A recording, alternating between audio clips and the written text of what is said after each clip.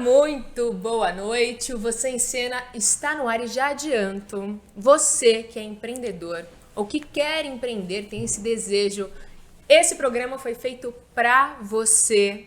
Eu vou dar mais um spoiler, tá? Eu tô aqui no meio dessa bancada, mas entre dois amigos. Amigos, ó, de longa data. Vocês não acreditam no papo aqui antes da gente iniciar esse programa. Então eu vou dar a honra do Adriano de apresentar o nosso convidado. Olha, a honra de passar essa importância para mim, hein, Mônica? Mas olha, hoje eu estou muito feliz. Para vocês que acompanham a gente, vocês já conhecem a nossa cadeira, que é a nossa máquina do tempo. A nossa máquina do tempo, de emoções. Mas hoje eu posso te falar, eu é que estou sentado nessa máquina do tempo. Porque eu voltei muitos anos da minha vida. Para quem conhece a minha história, sabe que eu trabalhei 17 anos no mercado de moda. E eu tenho aqui comigo um grande amigo, que é uma referência na minha história de vida. Posso dizer e digo para muitas pessoas que eu tenho o privilégio de ter fãs, né, de idolatrar pessoas que eu tenho contato.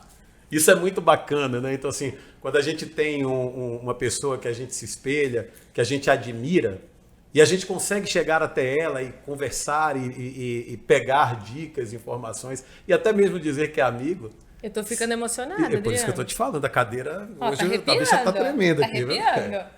Mas é isso, então assim, é um momento muito especial para mim, uma oportunidade incrível, porque esse nosso convidado, ele mora nos Estados Unidos, e eu vou passar a bola para ele agora, para ele dizer quem é você em cena.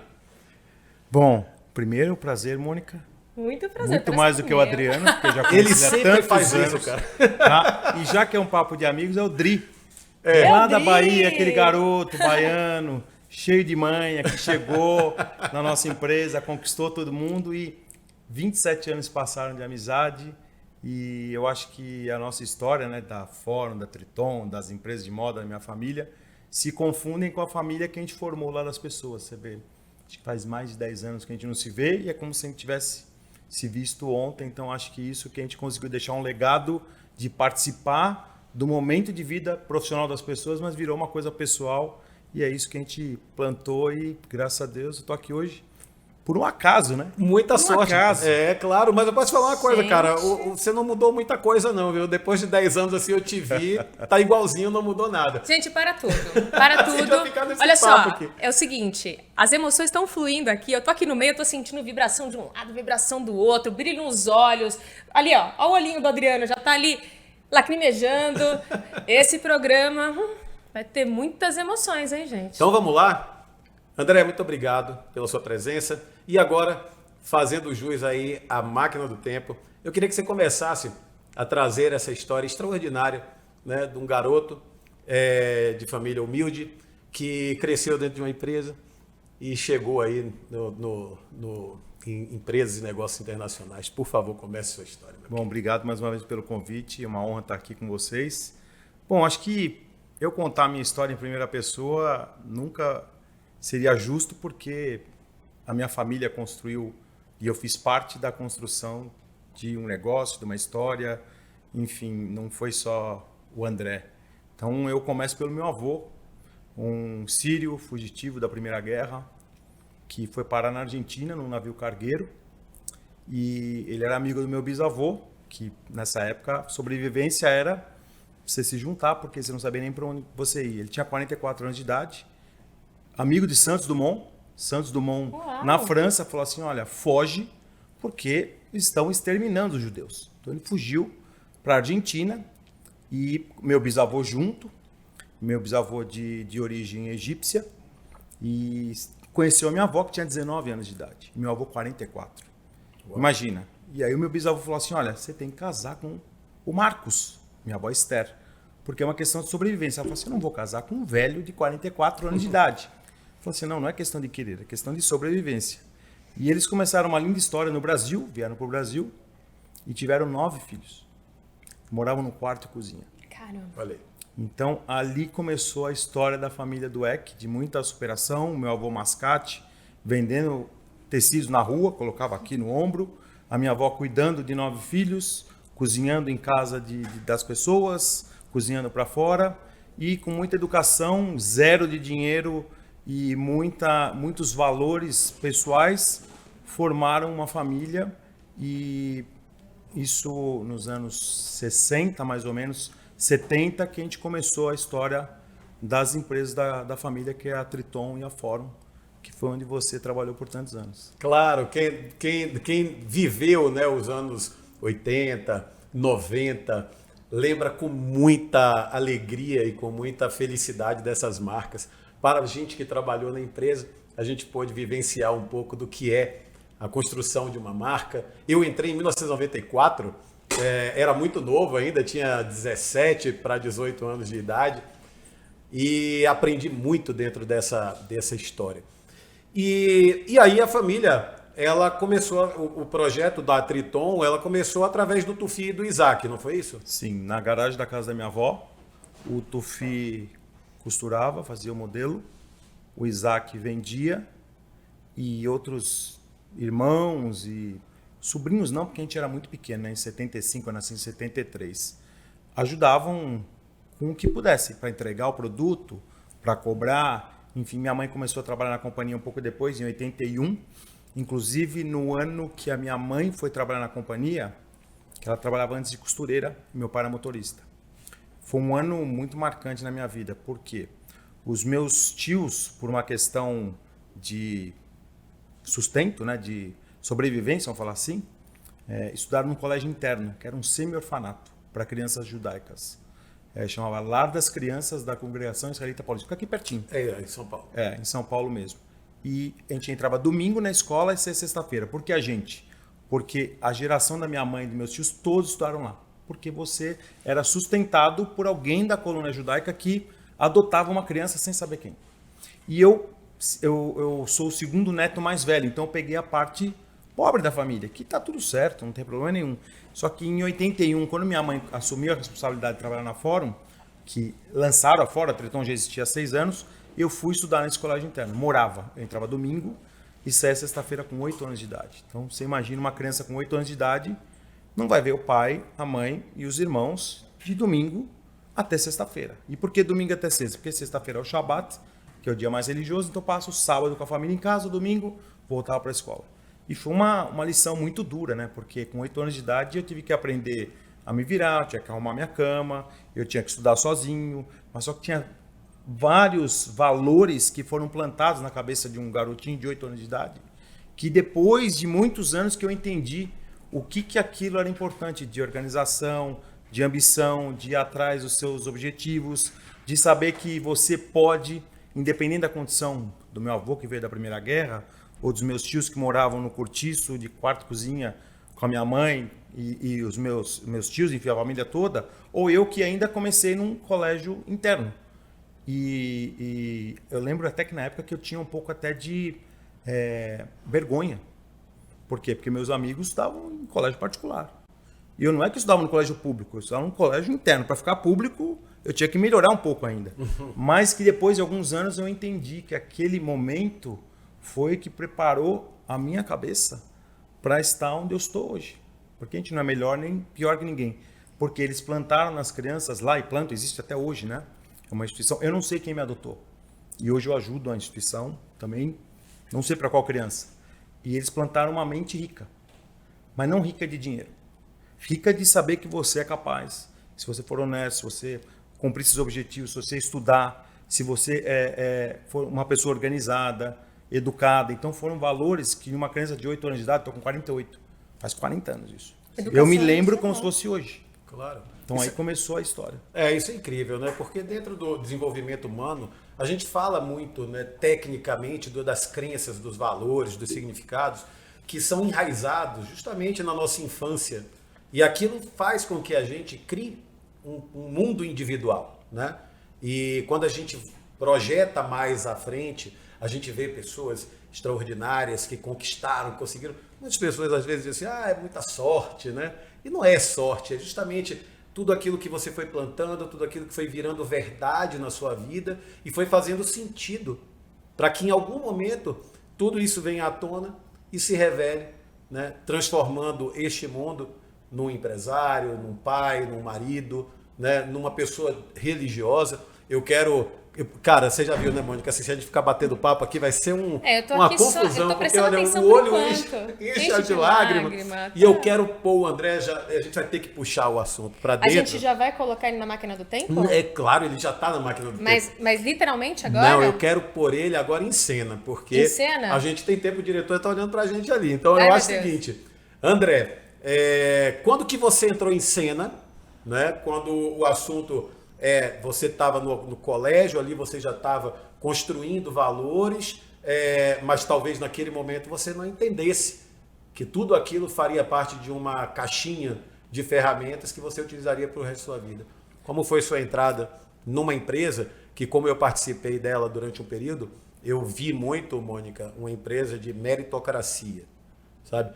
Muitos familiares trabalhavam lá, mas trabalhavam de baixo, independente, né, do seu status, da sua posição dentro da família, tinha que se ter mérito. E o André é um exemplo vivo. Eu queria que você contasse para a gente quando você entrou em cena.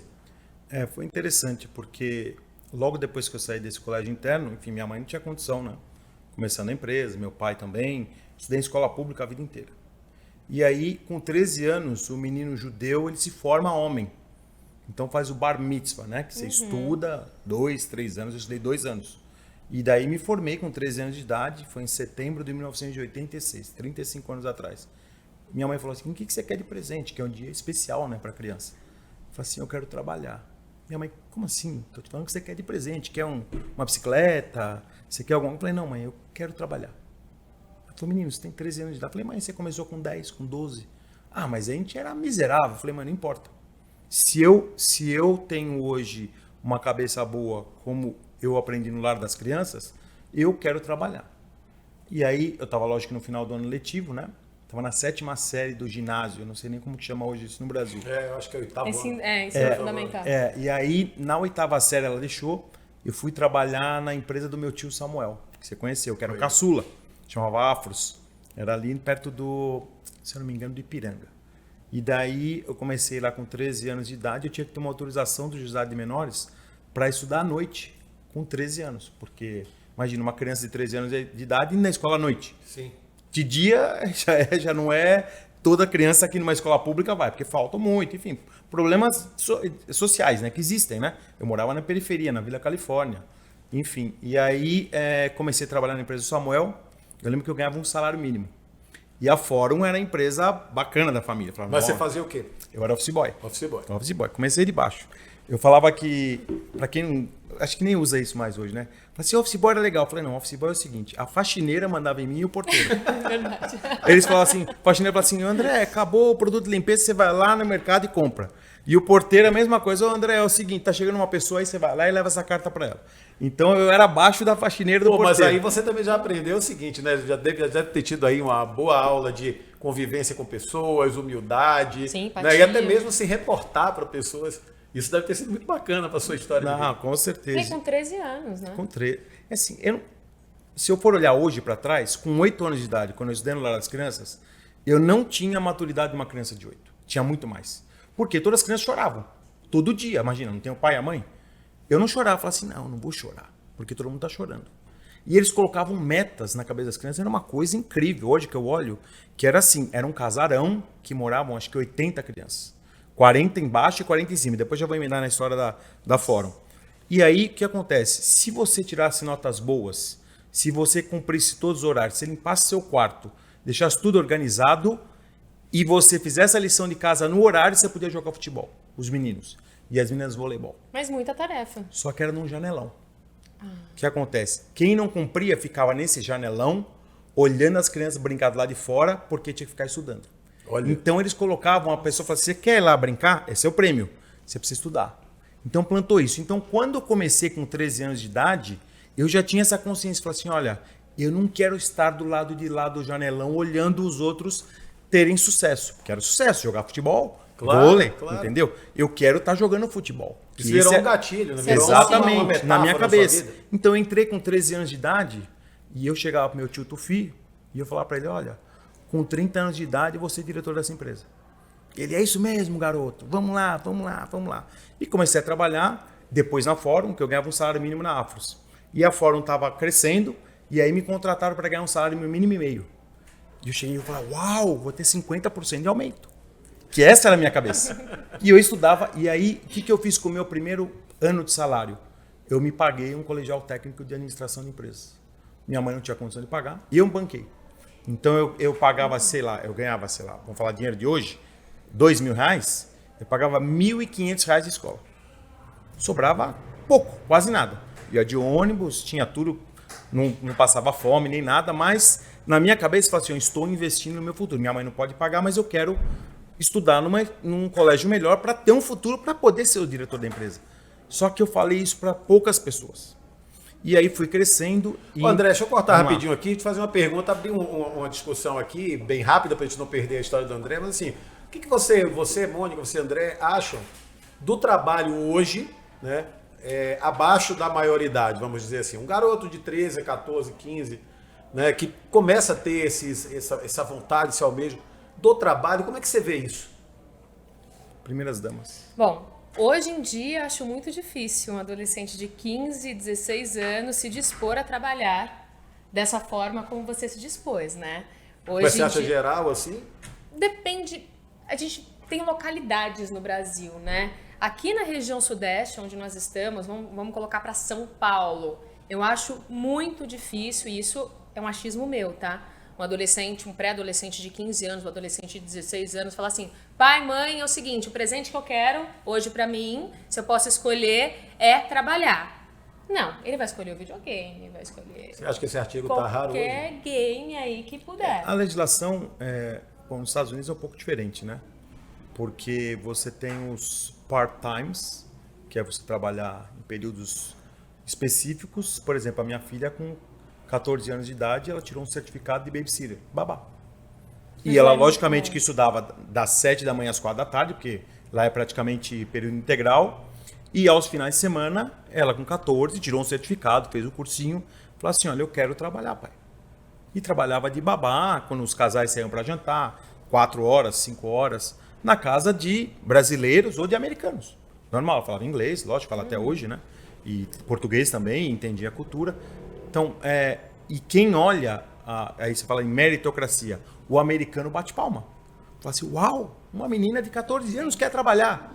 Que legal, ela quer trabalhar. É lógico que não pode ser um trabalho pesado, que eu concordo, um trabalho que tem algum risco, concordo.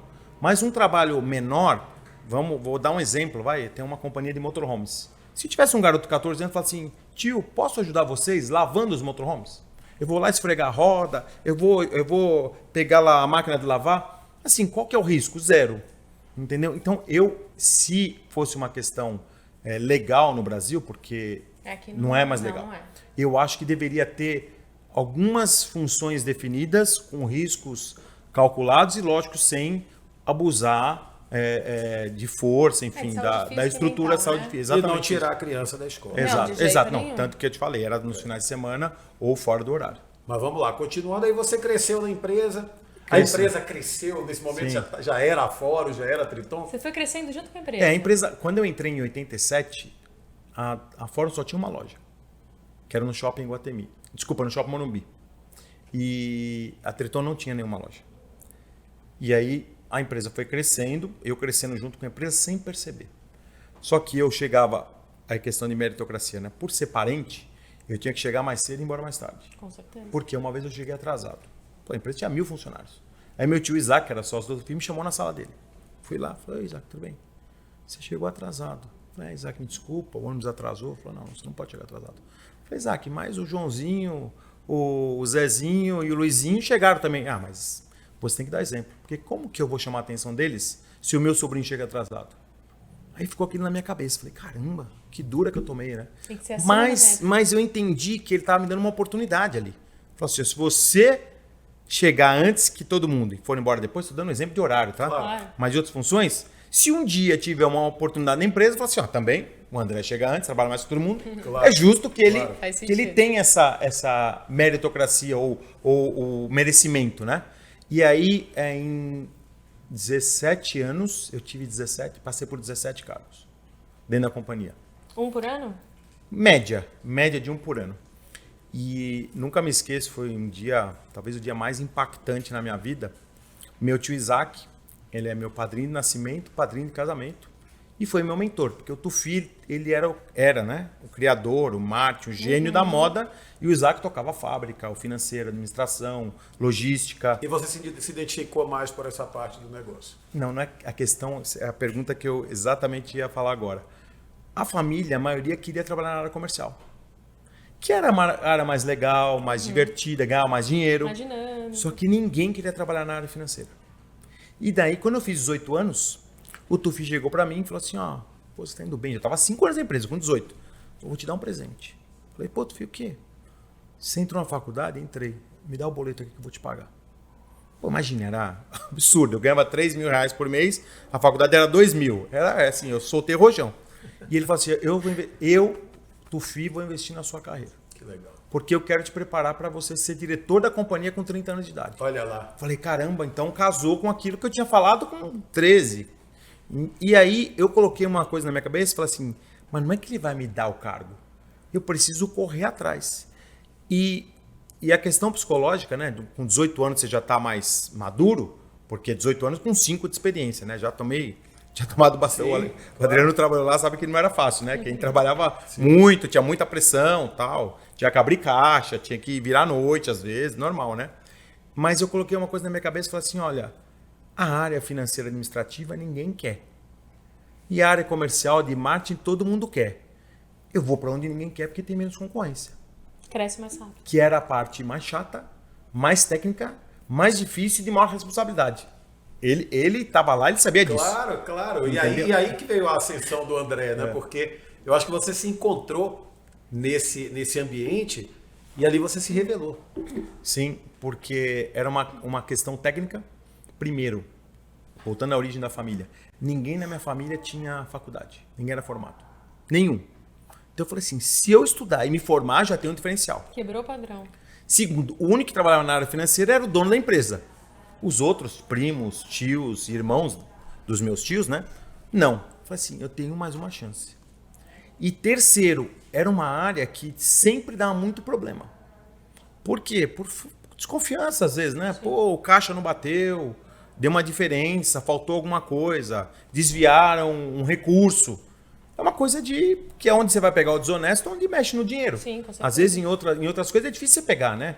Um cara que, pô, ele enrolou, quer entregar o produto em 1 hora, ele deu uma volta no quarteirão e fez em 2. Tá bom, enrolou, mas não roubou. Vamos ser bem claro. Então eu trabalhei numa área que eu fui suprindo os buracos. Falei assim, putz, olha, demitiram não sei quem que pegaram o cara fazendo coisa errada.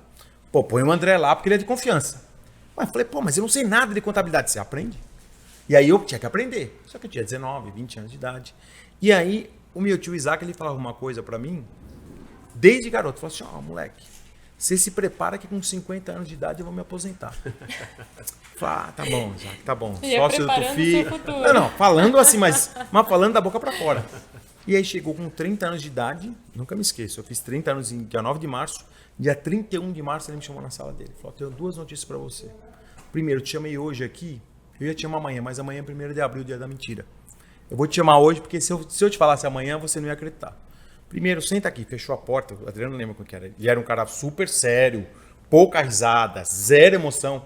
Parece que a gente usava uma coisa aqui, se ele assistir, ele vai me matar. A gente falava que o Isaac chegava no estacionamento da empresa, ele tirava o coração, guardava no porta-luva do carro e ia trabalhar, porque ele era um cara... Bastidores, hein? Olha aí. Desculpa, tio, mas escapou. E aí ele me chamou e falou assim, pô, você tá aqui há tantos anos, se formou, estava 17 anos de empresa, passou por 17 cargos, tal. A partir do dia 1º de julho, já estou te avisando antes, vai ser o diretor administrativo financeiro da companhia. Não tinha cargo de CFO, essas siglas, os C-levels que existem. Nem existia. Não. Putz, abracei ele chorou, eu chorei. Ali era emoção, né? Aí recuperou o coração, aí, aquela tal, coisa me toda. serviu um café, a gente sentou lá, tal. Aí eu levantei para ir embora. Ele falou, onde você vai? Falou, tem a segunda notícia. Falei, ferrou. Agora vem a notícia ruim, né? Falou, você lembra que eu te falava desde moleque? Falei, lembro. O que eu falava? Que você ia se aposentar. Pois é. Eu já fiz 50 anos, vou fazer 51, tô atrasado. Nossa. Dia 1º de julho você vai ficar no meu lugar. E aí, queridão? Aí eu falei pra ele, falei assim, como assim, Isaac? Você Foi é a meu sensação mentor. de quê? De pânico? De pânico. de medo, de uma responsabilidade que eu jamais imaginei. Uma coisa é ser promovido, outra coisa é você substituir um dos donos. E aí eu falei, como assim, Isaac? Ele falou assim, eu vou te falar uma historinha. Quando a gente fundou essa empresa, em 75, eu tinha 22 anos de idade, 23, teu tio Tufi tinha 20, 21. Não tinha estudo, não tinha experiência, não tinha nada, zero. A gente fez o que você está vendo aqui. Você tem 17 anos de empresa, passou por 17 cargos, se formou na faculdade, ralou aqui, você tem uma condição melhor do que eu tinha. Por que vai dar errado? Rei morto, rei posto. Ele usou essa frase e ficou na minha cabeça. Falou assim, esquece, depois do dia 1º de julho as pessoas vão. E aí aconteceu uma coisa do mercado de moda, né? Que é normal assim, eu não fico chateado, mas acontece. As pessoas falaram assim, a Fórum e a Triton vai quebrar, porque o Isaac saiu. Se quebrar, quem entrou no lugar do Isaac? O André. Pô, esse cara é um incompetente. Se der certo, eu falo assim, nossa, o Tufi é um gênio. Mesmo sendo o irmão Isaac. Então, assim, eu não tinha ganho, mas eu tinha uma perda. Era só uma peça ali. Então eu botei uma pressão em mim e falei assim, não, esse negócio aqui nós vamos revirar, vai dar certo. Entendeu? E aí o Tufi saiu de férias, ele falou assim, me faz um business plan. Me deu uma verba, contratei 1 ou 2 consultorias, chamei os diretores, tal. Falei, gente, precisamos, agora é tufi.com.br, entendeu? Aprendemos tudo com o Isaac, mas precisamos reinventar aqui. Fizemos um projeto. E aí a consultoria foi uma coisa muito engraçada, né? Consultorias multinacionais falaram assim, é o seguinte, nós temos experiência com donos de empresas, familiares, nós vamos fazer um business plan com 10 coisas, mas eles vão aprovar 3 ou 4. Pode colocar aí todos os absurdos que você acha, porque eles vão cortar. Falei, tá bom, fiquei lá trabalhando 15, 16 horas por dia, 1 mês, fizemos um baita business plan para abrir capital da empresa, para comprar marcas, para abrir outras marcas, pontos de venda, distribuição, mudar um monte de coisa de tecnologia, tal, tudo. Pus lá um absurdo. Voltou, dia 1º de agosto. Falei, tudo bem, e aí, como é que foi? Vamos fazer uma reunião e tal. Aí entramos 11 horas da manhã na sala, saímos 11 da noite, apresentando o projeto. Acabou, ele falou assim, estão de parabéns, 100% aprovado. Olha. Aí eu falei, ferrou, cara. Eu olhei pros caras da consultoria e falei, cara, agora você tá ferrado junto comigo. Que eu quero ver você implantar. Eu quero ver você implantar isso aqui. Nossa, que incrível isso. Foi então você sentiu a pressão e depois que você sentiu a pressão veio a responsabilidade. Qual foi o resultado? Então, e aí o que acontece? Como era uma área mais técnica, o Tufi me deu muita autonomia. Que isso foi uma coisa muito legal, porque ele era o dono com 100% da companhia. Eu era 0 dono, não tinha autonomia de um dono, como meu tio Isaac, que fundou a empresa com ele, tinha 50%, mas eu tinha a liberdade de criar de uma área que não existe criação. Porque você conhece algum contador criativo? Não. Um diretor financeiro criativo? Contador criativo e diretor financeiro criativo quebram a empresa. Os caras quebram a empresa. Sim, então, eu tinha que ser criativo no planejamento, na estratégia, para que desse o resultado financeiro. E eu ia assumir outras áreas. Uma área que eu mais gostei de assumir. Gestão de pessoas. Ai, é maravilhoso. Que legal. Gestão de pessoas. E você se preparou para isso como? Você acha que você já foi encontrando caminhos, ferramentas, técnicas que já faziam parte da sua história, que você já contou um pouco, que já veio da sua infância? Ou você foi buscar treinamentos, cursos que te capacitaram a trabalhar com pessoas? Então, quando eu saí do Brasil, eu fui juntar todos os meus documentos, né? Nesse momento que aconteceu isso da minha promoção, eu voltei a estudar. Fiz uma pós-graduação em negócios na Fundação Getúlio Vargas. Falei, qual que é a melhor? Getúlio Vargas. Tá bom, levei lá para o Tufi, a empresa me patrocinou, porque era um executivo, né, tal. E depois fiz um MBA. E aí, nessa minha mudança do Brasil, logo depois, eu fui juntar. Tinha 80 diplomas. Não é que eu estou falando para me gabar. Nossa. Eu não percebi que eu fiz 80 cursos. Não era curso de 1 hora, não. Sim. Era curso no TED não tinha, HSM, assim, um monte de curso. Tudo que você pode imaginar de gestão de pessoas, de marketing, de empresa familiar, de finanças, de reestruturação. Todos os nomes, todos os gurus de Michael Kotler, de Jack Welch, todos. Então, eu tive que me reinventar, mas num nível hardcore. Que eu olhava, para você ter uma ideia, o meu estudo de caso na GV foi a Zara. Que a Zara estava entrando no Brasil. E aí eu vi a Zara e falei, nossa, esses caras vão atrapalhar a gente. Qual que é o melhor jeito que eu tenho? Eu vou fazer um estudo de caso que eu tenho que entregar na GV e eu vou ser obrigado a estudar de 0 a 100 o que esses caras vão fazer. E voltei e apresentei. Falei, Tufi, esses caras é uma empresa de logística, não é uma empresa de moda. por A, B, C, D. Vocês terem uma ideia, até só para dar um exemplo clássico, né? Uma empresa de moda ela tem entre 4 e 5 coleções por ano. Primavera, verão, outono, inverno, outono, verão. A Zara tinha 21. Nossa. Então, a cada 3 semanas eles trocavam uma coleção.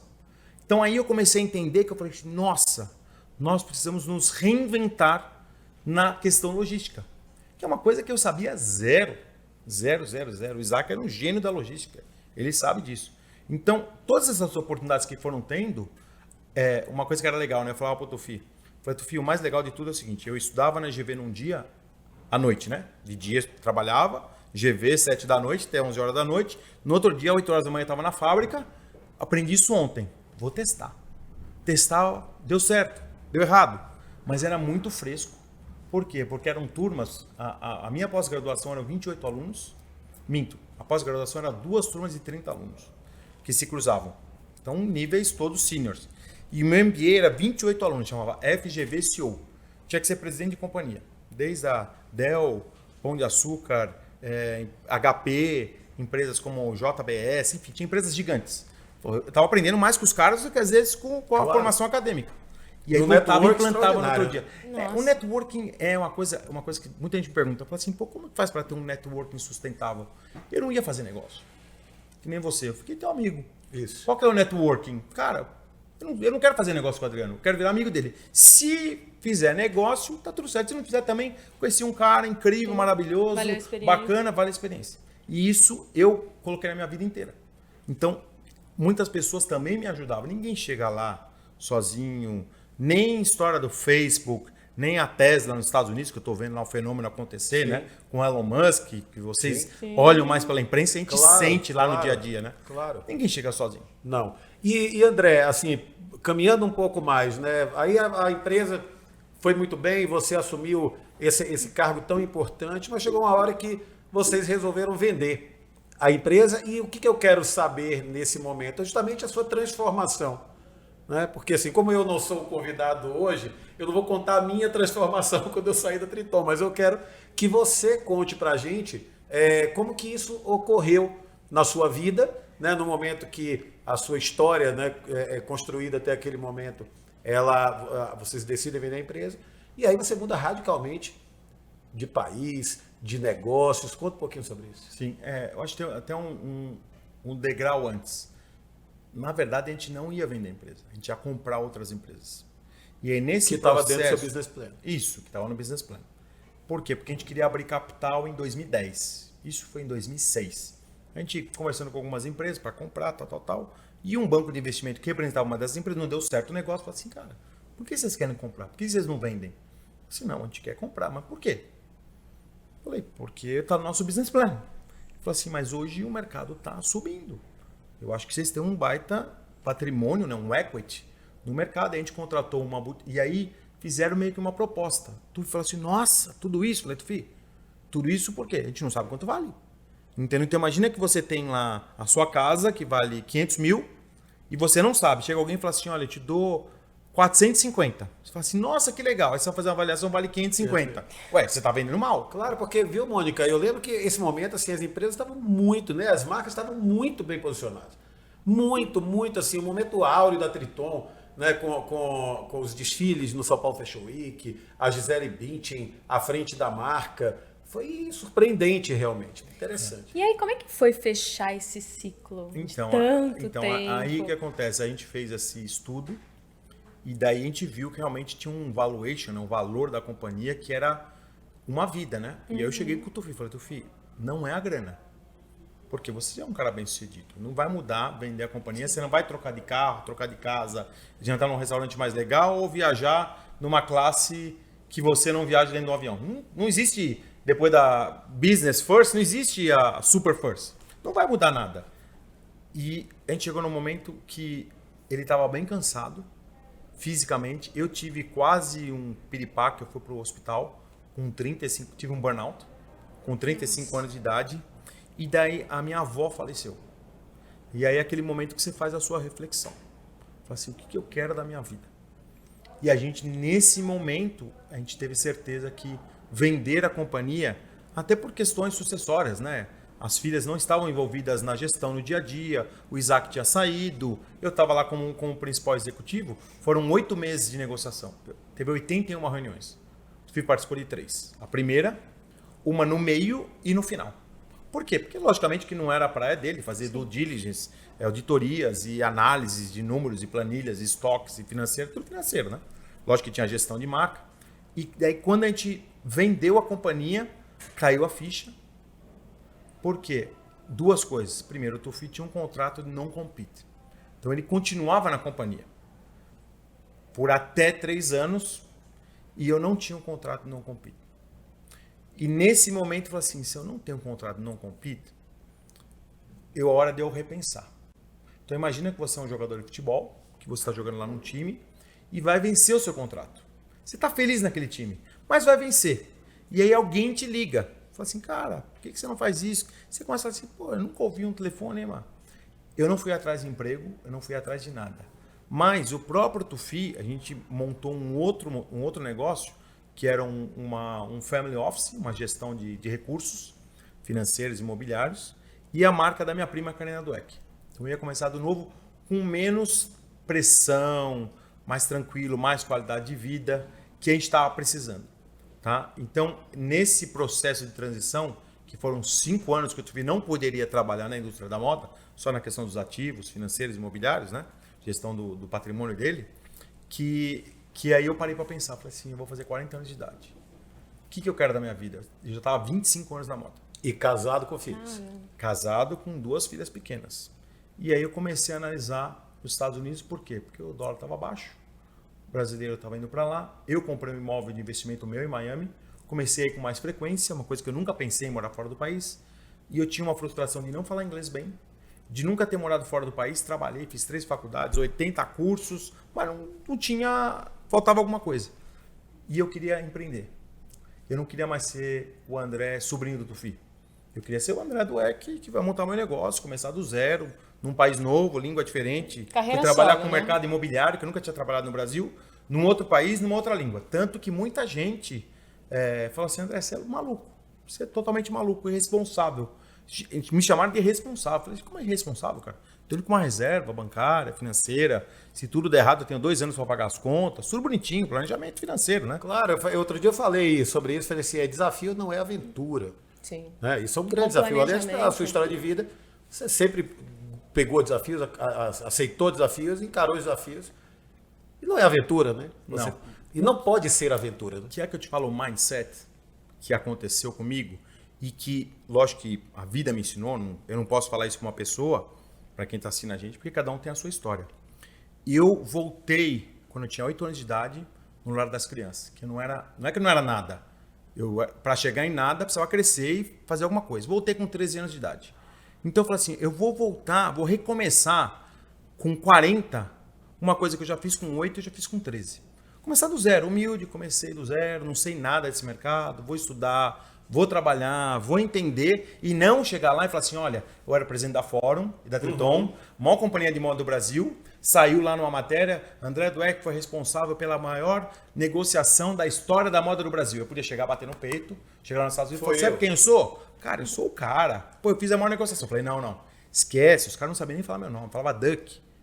Falei assim, cara, não é, Duck é pato. Não, como que é teu nome? É Dweck, Duck. Falei, não, é Dweck. Os americanos não sabiam falar o meu sobrenome. E eu tive que começar do zero o negócio. Você foi pra Flórida? Fui pra Flórida, pra Miami. E aí comecei uma história nova em 2012 e tô lá até hoje.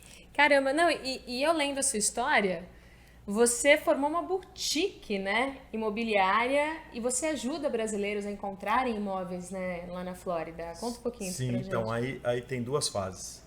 A gente fundou uma boutique, que ela era uma boutique de serviços, com, logicamente, o foco imobiliário. Mas a gente ajudava a pessoa indicando, né, não assessorando diretamente, imigração, visto, planejamento financeiro, tributário, familiar, escola, médico, veterinário, tudo que você pode imaginar para a família.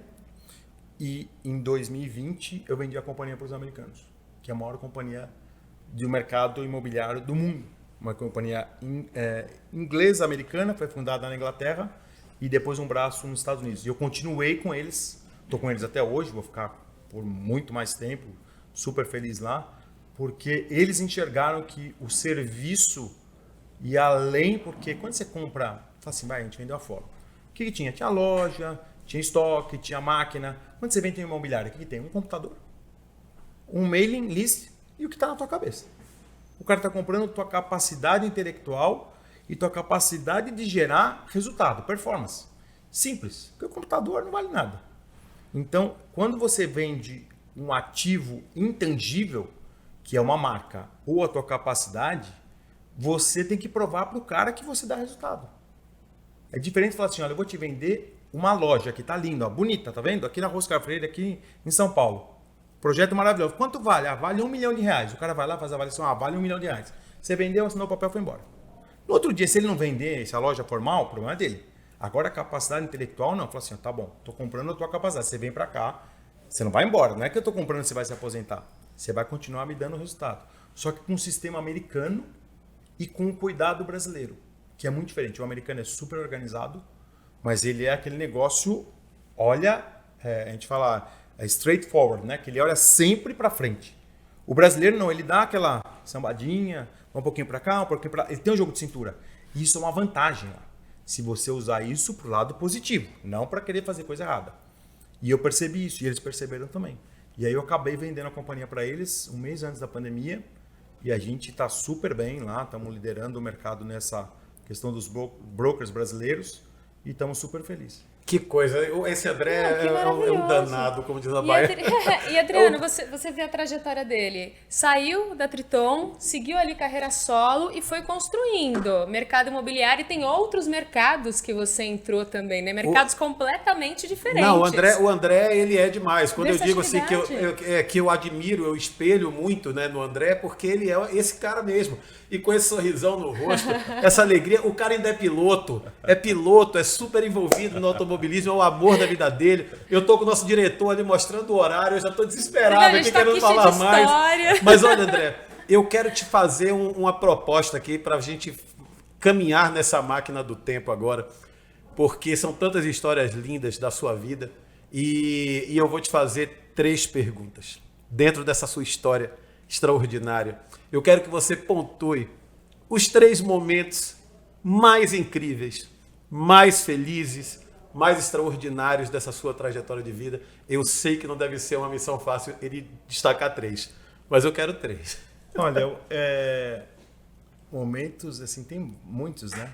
Tem dificuldade para achar um, tudo, tá? Pode ser pessoal, eu acho que profissional. O primeiro foi realmente nessa aprovação que eu tive quando eu tive essa minha promoção com 30 anos de idade, que foi, assim, a gente está entre amigos aqui, contra tudo e contra todos. Cara, eles sabem do que eu tô falando. Olha, eu vou te falar uma coisa, que abrindo uma janela, o André, ele é tão top, vamos falar outro termo, que eu jurava que ele falava inglês, alemão, espanhol. Ele falou que ele nem sabia falar inglês direito. Ele foi com a cara e com a coragem. Eu aprendi com 40 anos de idade. Assim, esse foi o primeiro. O segundo, quando eu tomei a decisão de morar fora do país, que é uma decisão muito difícil, principalmente porque eu tenho raízes com o Brasil, família no Brasil, fui feliz no Brasil, 40 anos, né? Não é do dia para a noite, foi realmente... E tudo isso que eu estou te falando são coisas emocionais.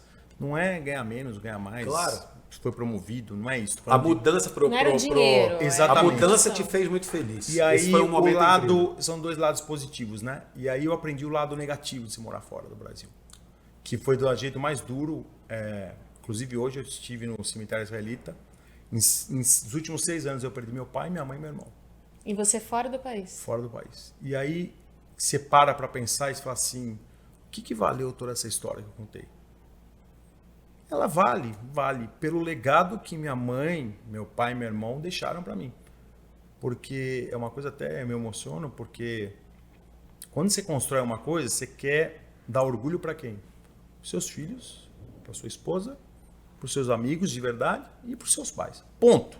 O resto, se tá tudo bem, uma hora você sobe, uma hora você desce, você não está muito preocupado.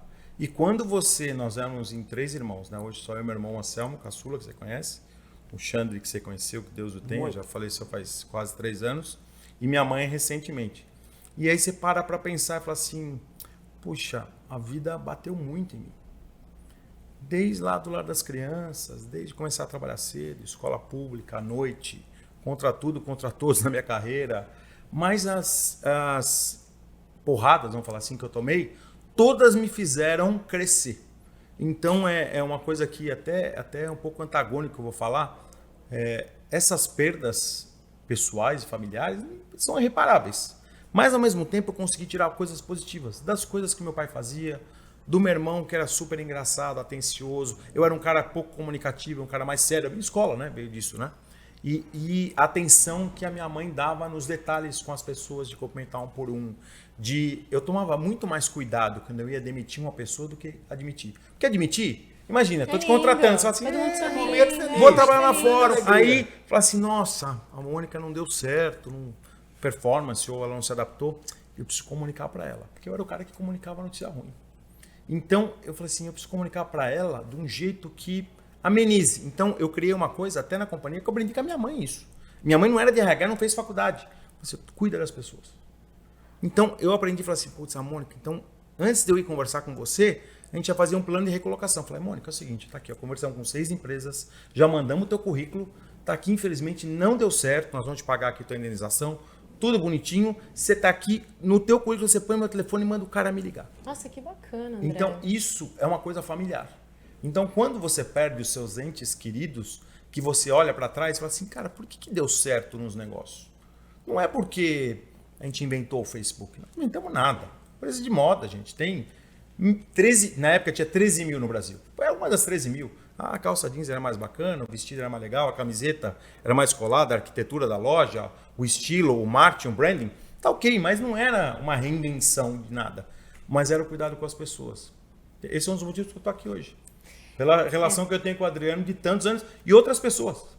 Entendeu? Então Não, isso e é que ficou. bonito isso que você falou, porque você tem todos na lembrança, né? A gente não perde ninguém, né? Não sei no que você acredita ou não, mas a gente carrega a energia de todo mundo Sim, no nosso com coração, certeza. a gente acessa as boas lembranças. E ele bem falou isso, né, Adriano? Que ele pensava na mãe dele em alguns momentos, né? E até hoje você deve pensar, Sim. quando você toma uma atitude no seu pai, no seu irmão, o que eles fariam se estivessem no meu lugar.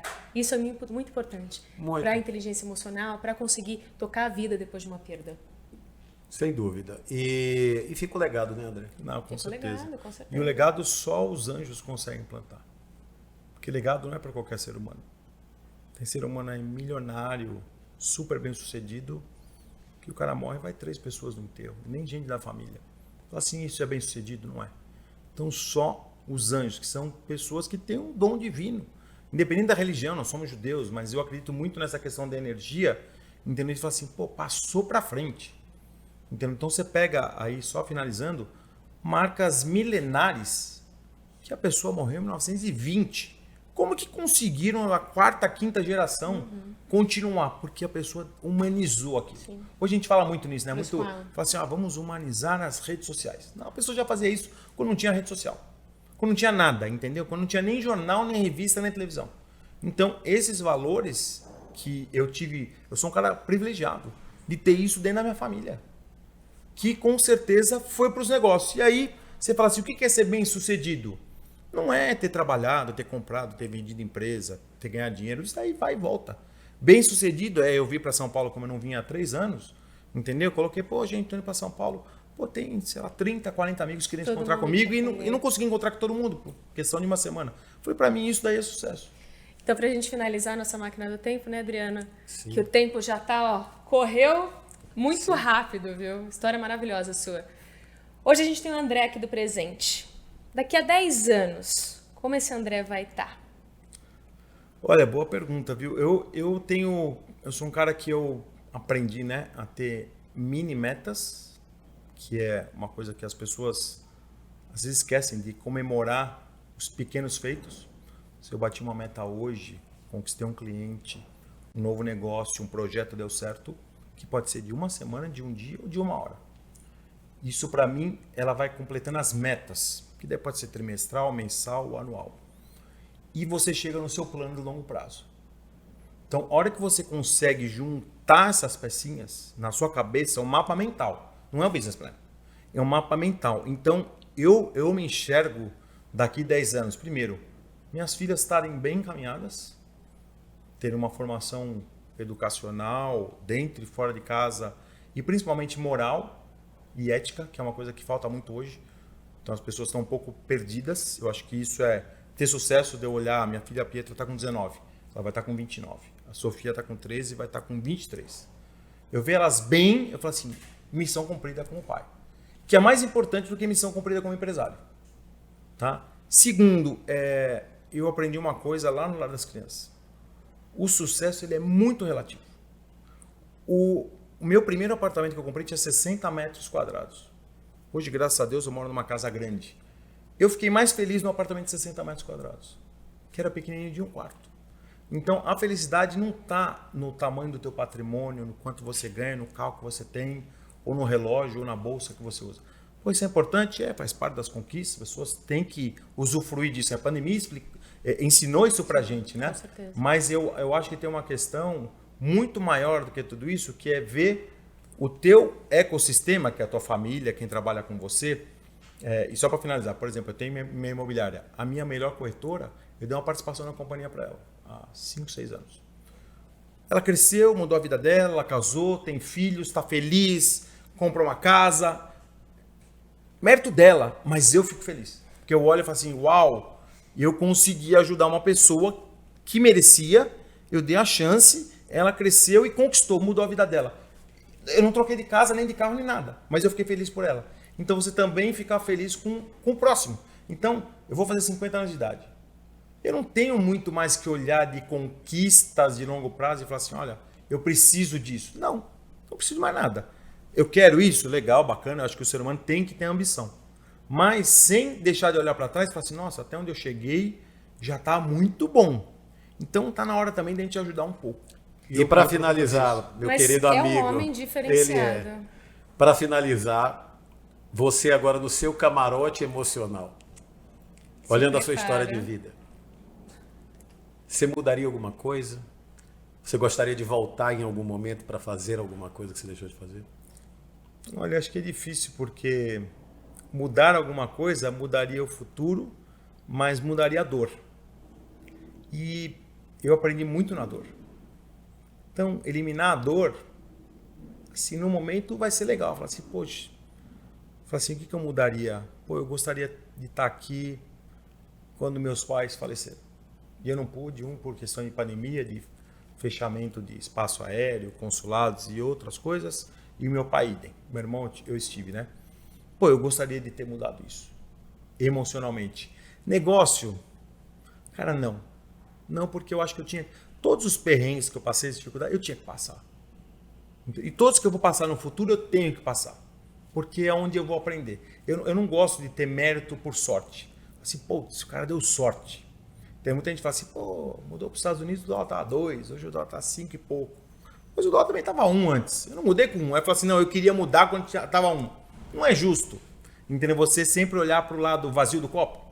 Eu prefiro olhar para o lado cheio. Então, eu mudaria coisas mais pessoais e sentimentais do que de negócio, que eu acho que faz parte da vida.